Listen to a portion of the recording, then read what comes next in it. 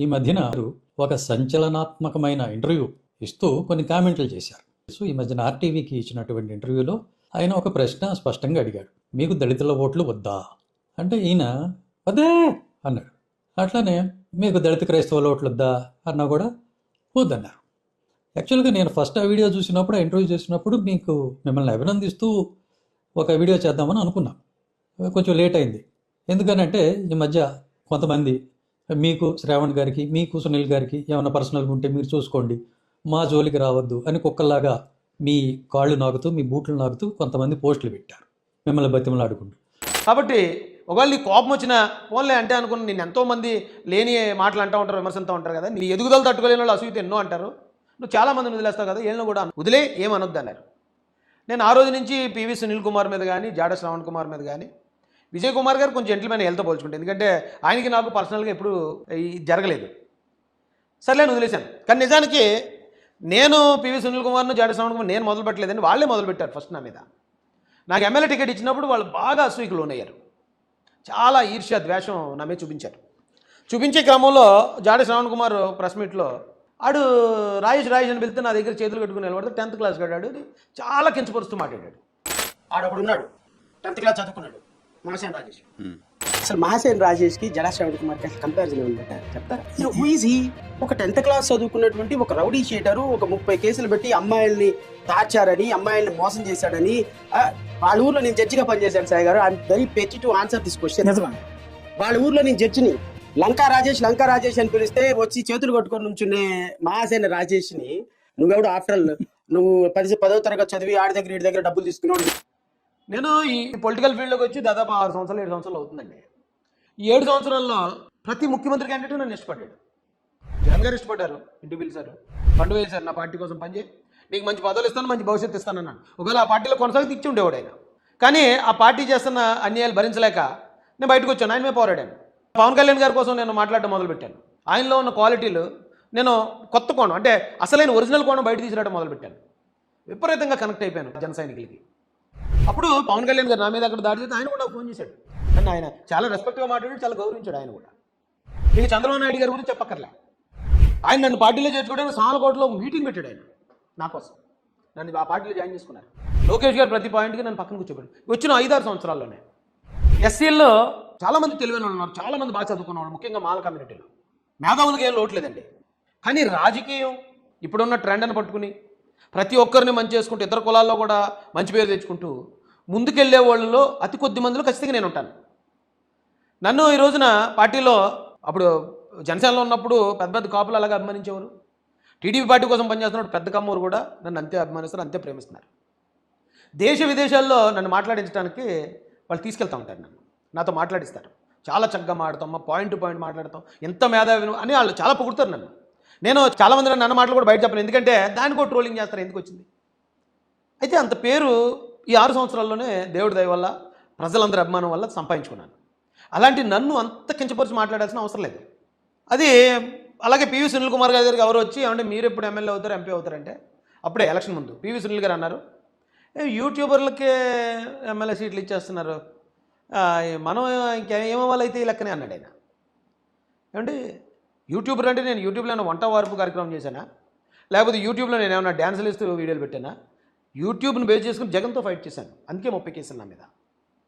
ఆయన అలా చులకనగా మాట్లాడాడు. అయితే చాలా మాటలకి నాకు బాధ అనిపిస్తుందండి, బాధ అనిపిస్తుంది, అవమానంగా అనిపిస్తుంది, బాధపడతాను నేను. ఇది పెద్దోళ్ళు, వాళ్ళని ఎప్పుడూ నేను అప్పటికి శత్రువుగా భావించలేదు. వాళ్ళు ఒక కమ్యూనిటీలో ఉన్నవాళ్ళు ఇప్పుడు ముందుకు వెళ్తున్నాడంటే వాళ్ళు కూడా సపోర్ట్ ఇచ్చి ఉంటే ఇంకా బాగుంటుంది కదా అనిపిస్తుంది నాకు. అలాంటిది వాళ్ళు అలా మాట్లాడేటప్పుడు నాకు వాళ్ళ మీద నెగిటివ్ వచ్చింది. నెగిటివ్ వచ్చేసిన తర్వాత నుంచి వాళ్ళకి నాకు ఇంకా జరుగుతుంది, వాళ్ళు ఎప్పుడన్నా ఏదైనా రాంగ్ చేసినప్పుడు నేను మాట్లాడతాను. అయితే మొన్న జరిగాక నేను మాట్లాడడం మానేశాను. నేను వీళ్ళ గురించి వదిలేక లేదా వాళ్ళ ప్రయత్నాలు చేసుకున్నట్టు చేసుకొని లేదు. నిన్న ఒక వీడియో చూశానండి, పివి సునీల్ మాట్లాడింది. ఆయన ఏమంటాడంటే RRR గారి కోసం మాట్లాడుతున్నాడు. ఆయన మొదలెట్టడమే సార్ అయ్యా రాజుగారు అని ఏదో మొత్తానికి రాజుగారు అని మొదలుపెట్టాడు. RRR గారు రాజుగారు అని మొదలుపెట్టాడు. మీరు ఎస్సీ ఓట్లు వద్దన్నారు, కానీ 2 రోజుల్లోనే మీరు యూటర్న్ తీసుకున్నారు.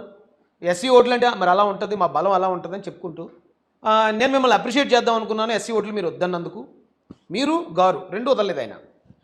కానీ కొన్ని కుక్కలు ఉన్నాయి, ఆ కుక్కలో ఇది జాడ శ్రవణ్ కుమార్కి త్రిపులార్కి పివి సునీల్కి త్రిపులార్కి జరిగే గొడవ తప్ప ఇది మరొకటి కాదు అని కొన్ని కుక్కల పోస్టులు పెట్టాయన్నాడండి.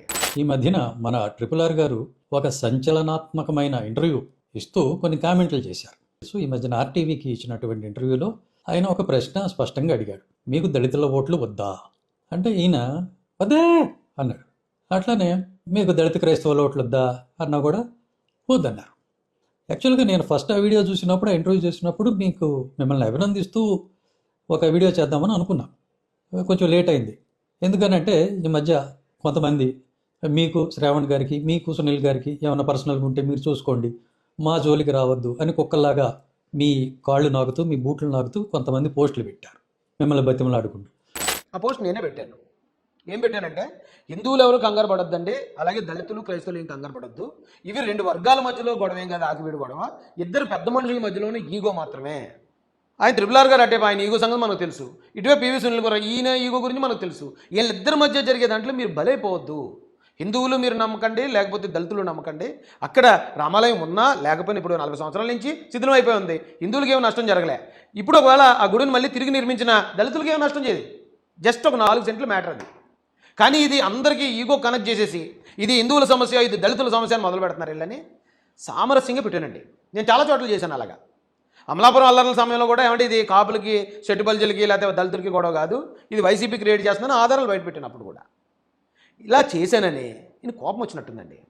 కోపం వచ్చి ఇది సామరస్యంగా మాట్లాడి ఇది చేసిన తర్వాత ఆకివీళ్ళు దళితులు ఎవరు రెచ్చిపోలేదు ఆ రోజు నుంచి.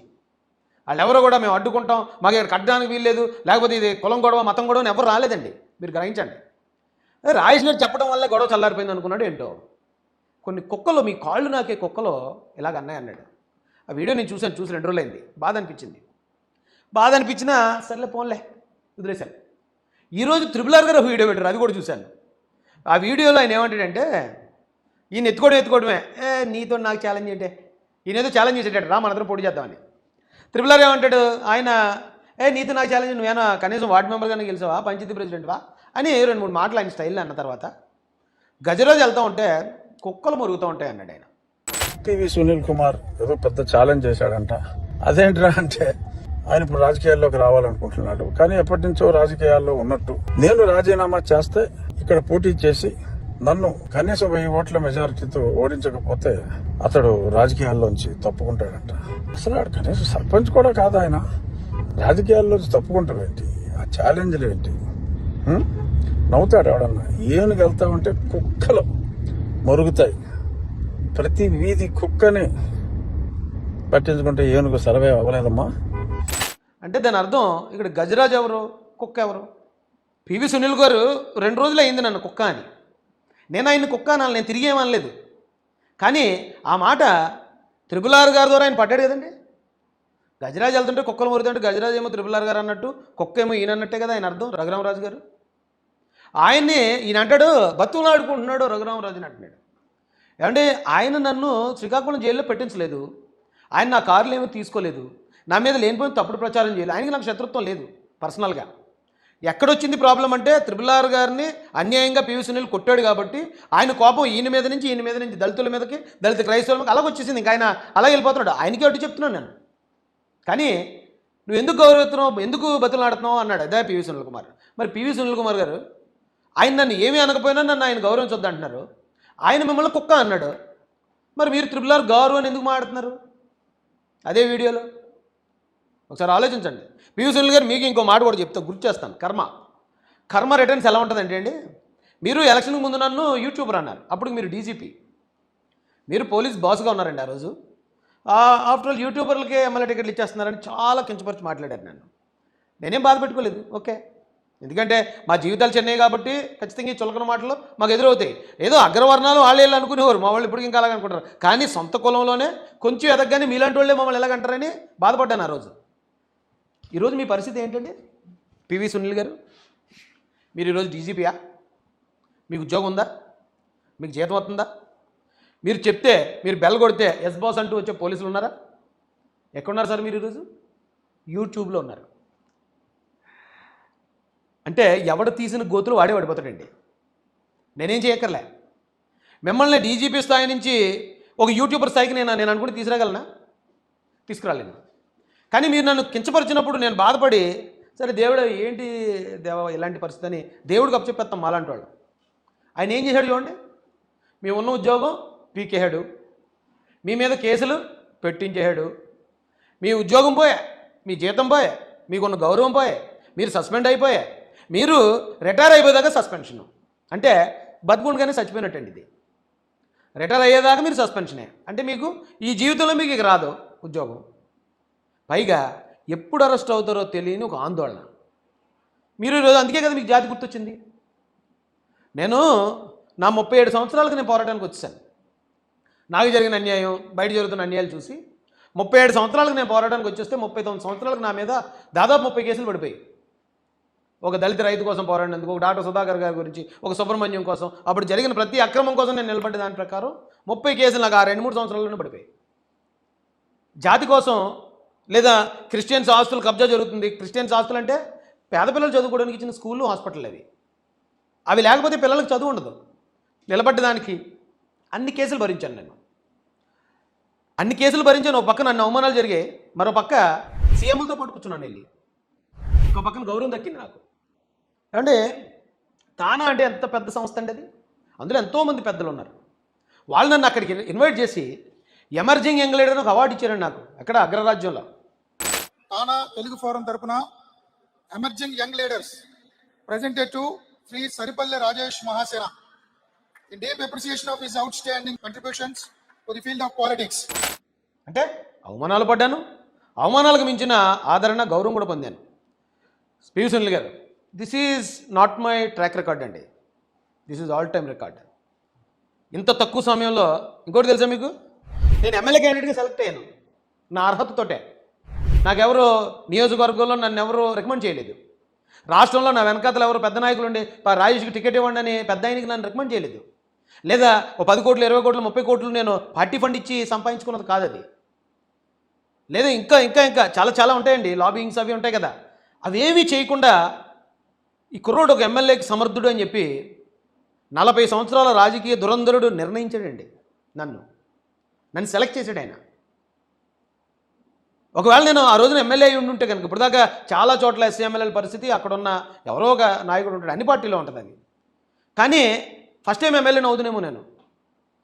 ఇండిపెండెంట్ ఎమ్మెల్యే అంటే ఒక జనరల్ సీట్లో ఒక ఓసీ సోదరుడు ఎలా అయితే ఇండిపెండెంట్ ఎమ్మెల్యేగా ఉంటాడో, ఇండిపెండెంట్ అంటే పార్టీ లేకపోవడం అని కాదు, వేరే వాళ్ళు ఒత్తిడి లేకుండా డైరెక్ట్గా పెద్ద ఆయన చేతి కింద ఉంటూ ఎలా అయితే రన్ చేస్తాడో అలాంటి ఎమ్మెల్యేని అవుతునేమో నేను.